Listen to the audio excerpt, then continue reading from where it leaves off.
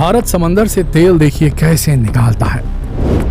इसी साल 17 मई को ताउते नाम के तूफान ने जब अरब सागर में रफ्तार पकड़ी तो उसकी चपेट में ONGC के तेल के कुएं में काम करने वाले लोग भी आ गए। तेल का यह कुआं मुंबई के समंदर में काम कर रहा है। एक अनुमान के मुताबिक जिस वक्त तूफान ताउते ने वहां तबाही मचाई तब उस जगह पर करीब 800 लोग काम कर रहे थे। तूफान की रफ्तार लगभग 200 किलोमीटर प्रति घंटे थी। समंदर में 30 से 35 मीटर तक ऊंची लहरें उठ रही थी। इस सब के बीच करीब 800 लोगों की जिंदगी पर खतरा मंडरा रहा था। ऐसे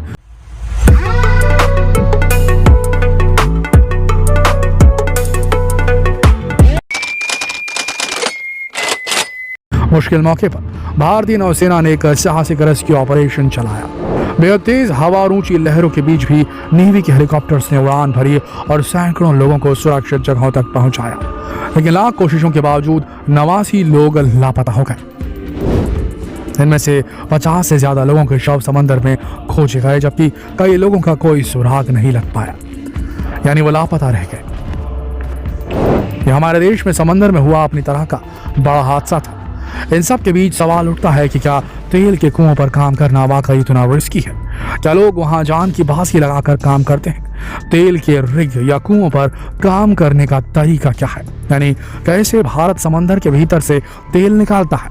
इन सारे हम सवालों का जवाब जानने के लिए हमारे इस वीडियो को अंत तक जरूर देखिए।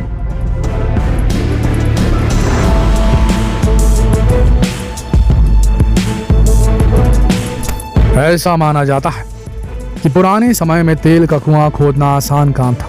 करीब 100 साल पहले एक कहावत भी मशहूर थी कि आप जहां खड़े हैं वहां जमीन पर थोड़ी सी ठोकर मारने से ही तेल की धारा फूट पड़ेगी। दरअसल उस दौर में क्रूड ऑयल यानी कि कच्चा तेल इतना ज्यादा था कि लोग इससे परेशान हो जाते थे। वो कुआं तो पानी निकालने के लिए खोदते थे, लेकिन उससे निकलता तेल था। आज 100 साल बाद ये सब कुछ पूरी तरह से बदल चुका है।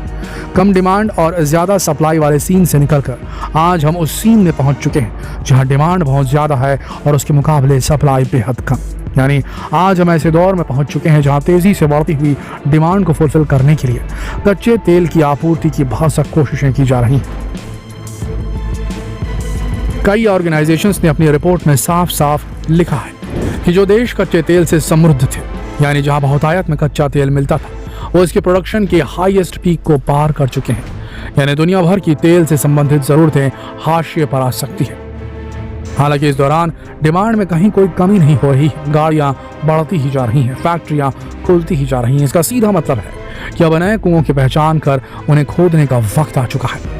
अब असल बात यह है कि जब हमारी धरती का 70% हिस्सा पानी ही है, तो ऐसे में तेल के लिए समंदर में खुदाई करने के अलावा कोई और विकल्प बचता भी तो नहीं।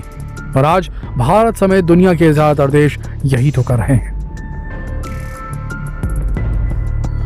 दुनिया भर में समंदर की तलहटी से तेल निकालने का काम होता है। तकनीकी रूप से ये काफी मुश्किल काम है। पहले तेल का कुआं ढूंढना और फिर वहां ऑयल रिग्स बनाना, ये काफी खर्चीला काम भी है। तेल के कुओं से तेल निकालने के सिस्टम को समझने से पहले ऑयल रिग्स यानी कि ऐसे कुओं के हिस्सों को समझना होगा। सबसे पहले तो ये जान लीजिए कि ऐसे तेल के कुएं पूरी तरह से समंदर में तैरते हुए स्ट्रक्चर है। मतलब जब चाहे सब कुछ समेट कर किनारे लगाए जा सकते हैं। हालांकि तेल के कुओं में बरसों बरस तक काम चलता रहता है। तेल के कुओं में मेनली 2 तरह के स्ट्रक्चर होते हैं। एक वो हिस्सा जहां तेल निकालने के लिए ड्रिलिंग वाला काम होता है, दूसरा वो जहां तेल निकालने वाले लोग रहते हैं। इस हिस्से में ड्रिलिंग का काम होता है, वहीं से कच्चा तेल प्रोसेस होने के लिए आगे भेज दिया जाता है। यही तेल ऑयल रिफाइनरीज में पहुंचकर हमें और आपको पेट्रोल, डीजल, केरोसिन के रूप में उपलब्ध होता है। दूसरे हिस्से में वो लोग रहते हैं जो अलग अलग शिफ्ट में ड्रिलिंग का काम करते हैं। इसी हिस्से में कार्गो शिप्स भी होते हैं जिनसे माल ढुलाई का काम किया जाता है। मतलब कच्चे तेल को किनारे तक लाने और भारी मशीनरी को तेल के कुएं तक पहुंचाने जैसे काम इससे किए जाते हैं। इस पूरे तामझाम को निपटाने के लिए सैकड़ों लोगों को रखा जाता है। दोस्तों, अब समंदर से तेल निकालने का सिस्टम भी समझ लेते हैं। दरअसल किसी भी तेल निकालने वाली कंपनी में 2 तरह के लोग काम करते हैं, एक ऑन शोर और दूसरा ऑफ शोर। ऑन शोर मतलब ऐसे लोग जो समंदर तट पर रहकर काम करते हैं, और ऑफ शोर मतलब वो लोग जो समंदर की लहरों पर सवार होकर काम करते हैं। कंपनी अपनी मर्जी से किसी भी एम्प्लॉय को ऑन शोर या ऑफ शोर काम करने भेज सकती है। अपनी मर्जी वाली जगह पर काम करने की इजाजत किसी को नहीं मिलती है।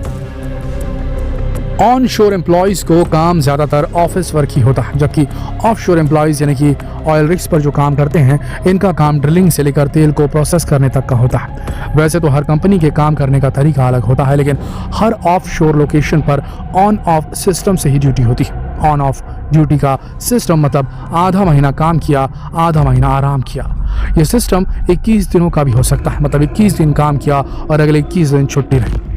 जितने दिन ऑफ शोर यानी कि ऑयल रिग्स पर रहते हैं, उतने दिन छुट्टी नहीं मिलती है। कर्मचारियों को ऑयल रिग्स पर पहुंचाने का सारा खर्चा कंपनियां ही उठाती हैं। ये कंपनी अपने स्टाफ को रखने के लिए समंदर में तैरता हुआ छोटा शहर बसाती है। मुंबई तट के करीब तूफान में मारे गए ओएनजीसी के कर्मचारी ऐसे ही रिहायशी यूनिट्स में रहते थे। यहाँ स्टाफ्स के रहने के लिए बंक बेड लगे होते हैं। बंक बेड मतलब एक के ऊपर एक बने सीढ़ियों वाले बेड। जो लोग इन तेल के कुओं पर काम करते हैं वो यहीं रहते हैं।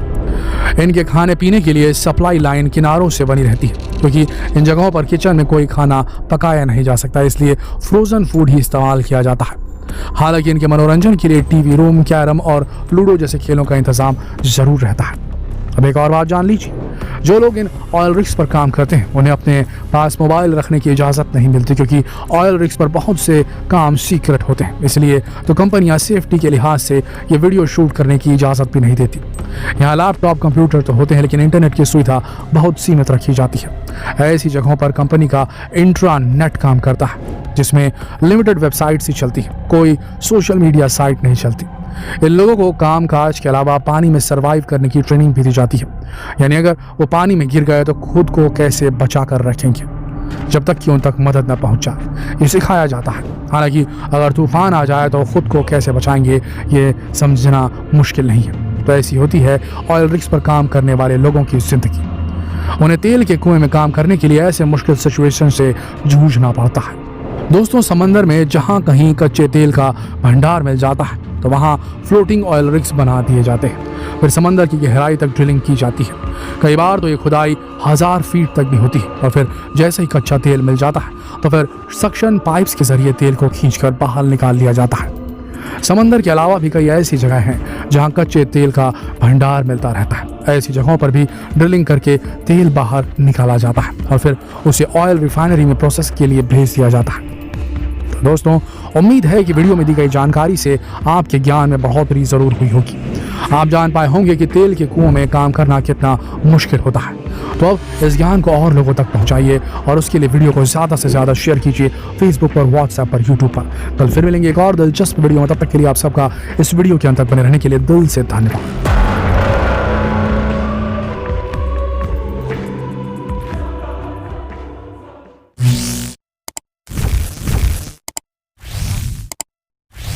thank you